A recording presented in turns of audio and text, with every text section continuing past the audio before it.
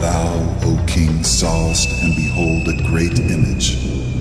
This great image, whose brightness was excellent, stood before thee, and the form thereof was terrible. His breast and arms of silver, thighs of brass, legs of iron.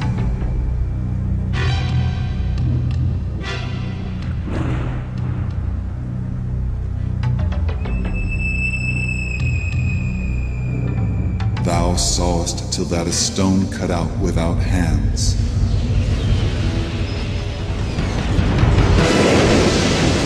This is the dream, and I will tell the interpretation thereof.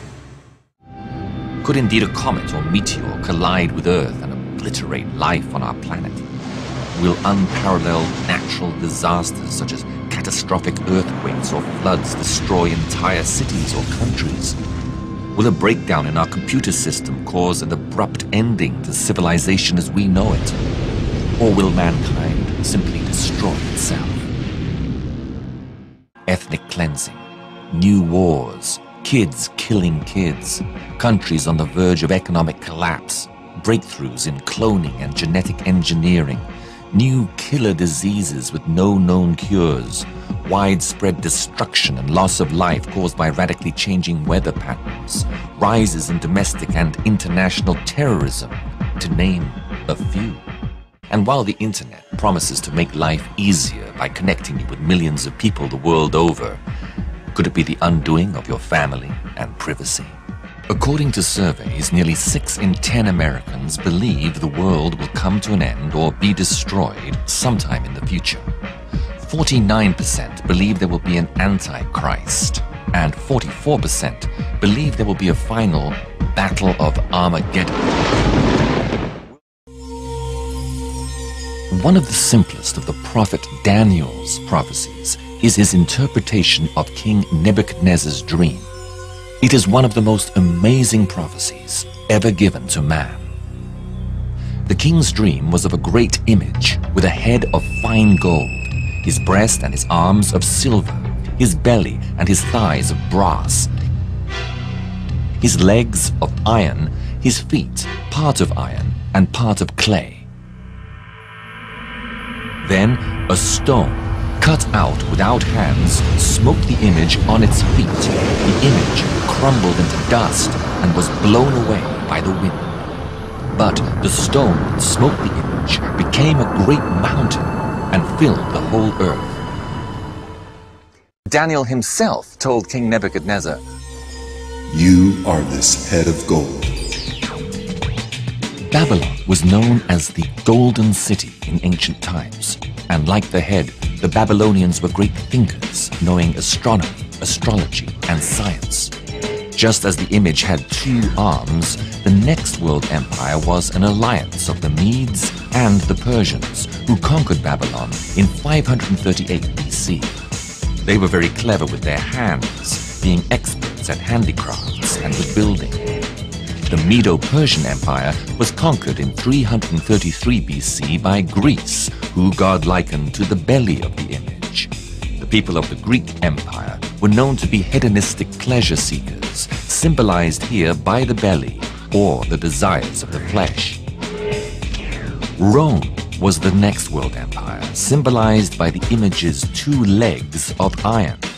Rome was the strongest of the world empires, ruling the world with an iron fist. Like 2 legs, it was divided into an Eastern and Western empire. Also like a pair of legs, the Romans were great on marching. The legs are the longest part of the image, and of all the world's empires, Rome ruled the longest, for nearly 1,000 years. Since Rome, the world has been divided into various other empires, but none strong enough to rule the whole known world of its time. After the sacking of Jerusalem by the Romans in 70 AD, the Jewish people were scattered into every nation on the face of the earth, the diaspora prophesied by Moses in the book of Leviticus. And I will scatter you among the heathen, and will draw out a sword after you, and your land shall be desolate, and your cities waste. For almost 1900 years, they held on to the many prophecies in the sacred writings of the Old Testament that they would one day return. Then, in 1099, the European Crusaders took Jerusalem and established a feudal kingdom that lasted until 1291, when the Europeans were expelled by the Egyptians. In 1516, Palestine became part of the Turkish Ottoman Empire for 600 years, until the British captured it in 1918, at the end of World War I. At the gate of the Tower of the Citadel of David, General Allenby proclaimed victory on behalf of the British and Allied forces. On May the 14th, 1948, Israel was reborn as a nation, the fulfillment of numerous Old Testament prophecies, one of which states, And he shall set up an ensign for the nations, and shall assemble the outcasts of Israel, and gather together the dispersed of Judah from the four corners of the earth. The formation of Israel as a state holds great significance for Jews and Christians alike. Enter the Antichrist, a politically brilliant, charismatic personality prophesied of in the Bible, who rescues the world from near collapse due to desperate social and economic problems yet to occur. This tactful genius accomplishes the unbelievable feat of world peace, and, according to Bible prophecy, becomes the adoration of the whole world. Daniel has covered the major kingdoms or empires of the world, starting with Babylon, King Nebuchadnezzar's own kingdom. One last section of the image representation of world history remains. And as the toes of the feet were part of iron and part of clay, so the kingdom shall be partly strong and partly broken. Daniel later explains to us that these 10 toes symbolize 10 kings that give their allegiance and backing to the Antichrist for a time. Iron representing the hard dictatorial governments, and clay, the soft democratic ones.